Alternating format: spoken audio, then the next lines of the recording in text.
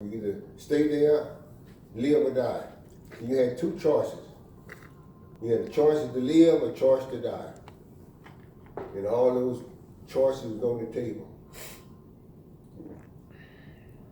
Now, when you walk around and see like blacks, they kept blacks separated. That's why blacks today.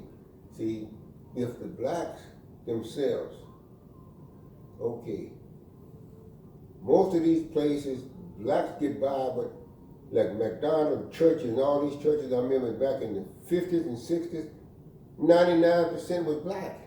Mm-hmm. Now it's just the other way around.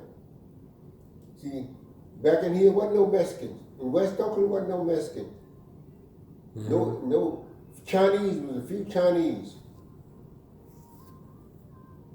You see, but it was so racist here. I remember the time you couldn't buy a house on this side of East 14th Street. Havens Court was a no-no. Mm-hmm. So all that, the only blacks lived was from 69th over to about 74th across International. And at the time, Cloyd Barty is now. See, where the Coliseum and that was mud flats. You wasn't eating nothing, you couldn't even go through there. People just go out there, guys just go out there and chase pheasants and rabbits. So, but the sad part, see, programs of work, see, if they had a real program, see, kids are no different than when I was growing up. The only thing about it, we were strictly under, see, the police beat the hell out you. And you couldn't say nothing about it. And if you said something about it, then they'd come and probably harass the hell out you or burn your house down, some of the poor. And then, I mean, matter of fact, you know, you just live with a lot of that. You didn't like it, but you had, if you wanted to live, you had to go along with some deal with it. Stupid thing was being done. And then, you know, what few blacks it was, the preachers could have a little say. That's about it. And the teacher.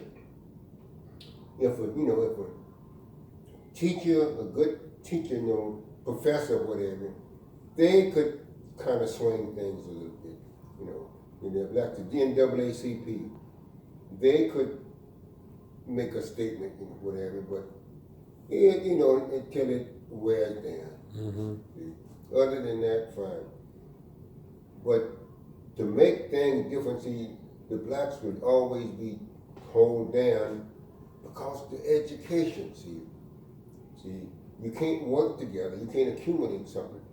Okay, in Atlanta, Georgia, they got banks. See, back in the deep south back then, people had their own blacks because the white didn't want them with theirs. Mm-hmm. See? But here we have nothing. You have shit, these ball players make millions, this and many, but what do? I mean, they make it, I mean, nothing wrong with what they do. But why can't you have savings and loans? Because they don't want you to do that. They don't want us to have well, that. I mean, no, the thing is just, that's the way the system has set you up. You have to be smart enough to look through it. That's the difference. If you get enough people to do it at the same time, they can't stop now, it. he's going to have a black thing, but when Obama become president, a lot of things he wanted to do, he couldn't do if he wanted to live. Mm-hmm. See, if Obama had went to the prison and said, look, a lot of you guys didn't have a father. A lot of you guys had a hard time. I didn't have a father. Matter of fact, I'm racial. I'm half black and half white. Mm-hmm. And it wasn't easy for me. But I made it. And you can do the same thing. And you got to give a person a reason, the same thing. If they set up a program now and said to the high school kid, when the kid gets 17, 18 years old, they feel like you can't tell them a damn thing, they know everything, and they can do anything but get yourself out of trouble when they get in there. They can't do that. Mm-hmm. Okay, but if it was a program, say, okay, you drop out of high school, you go to a trade school, to cook, mechanic, carpenter, plumber, yard man, or whatever. You have to take a trade. Mm-hmm. Either that, if you don't do that, you go in service for a year, 2 years. So That's how it used to be, right? semi to that. they had a program like, but the thing about it, the people in the program, matter of fact, when I had the store, they had a program across the street. You go to school and get your diploma and what have you, and you get a job. See, but you get this, and what happened across the street, the people was going to get a check. They would go in there, sign it in, and shit didn't even show up, and then nobody reported it. They got away with it. Same way with World War II. When I was in service, everybody had. Well, you went to help on it. Because everybody was gone, huh? Well, see, most of the young people was in service and whatever. And see, the reason why blacks out here, Kaiser would pay your fare out here to work in the shipyard. Back in the 40s. See, that's how bad help was needed. And what the guy would do, he'd go to this shipyard. I know a guy worked in the Navy Yard shipyard over in Hunters Point. He'd get up in the morning, go there and check in, and then get back on the bus, go over into Richmond Point and check in again. Then he'd go back home. Friday, he'd go get a check over. It don't even work. With no one to check up on him. See? And what was, instead of, back then, blacks, then Chinese owned everything. Black did have one or two cleaners, whatever. But making all this, what the hell did you do with the money but blow it? What good did it do? Nothing. It's the same way when I talked with Brooks and a couple of more guys. Brooks and Sally made good money. They had to pay $4,000 and $5,000 back to the government because they didn't have enough write-offs. But Brooks was okay, but Sally would have screwed up everything. Okay, but they was afraid. Mr. Kelly, my lawyer, Mr. Taylor, these white folks don't want you down here. and I told him, I know they don't want me there. That's why I'm down here. Well, they going to burn your house down. I said, so what? They didn't do Sitting it. right there, it was not that table, but sitting right there, it was another table there. And they tried to convince me that it was wrong for whatever it was. I jumped and threw everything off the table and told them, I said, look, people wake, we so sleep. Still sleep. You can't, everything is right in front of your eyes. So why somebody have to, okay. You know as well as I know. Wells Fargo, Bank, all of them screw you up. The only one that pays get caught. The rest of them doing the same thing. See? So what can you do? You have no choice. They overcharge you like the blacks and Westover and whatever. The Wells Fargo was overcharging them, different things. Same way with buying a house here. I know when they first started buying, a guy had to get a white real estate broker to buy this house for you as a minority, then transfer it. Then you had to go to court. On Lakeshore, ran off Benford, off of Lakeshore. Mandana, you know where Mandana Street goes up? Up toward Piedmont?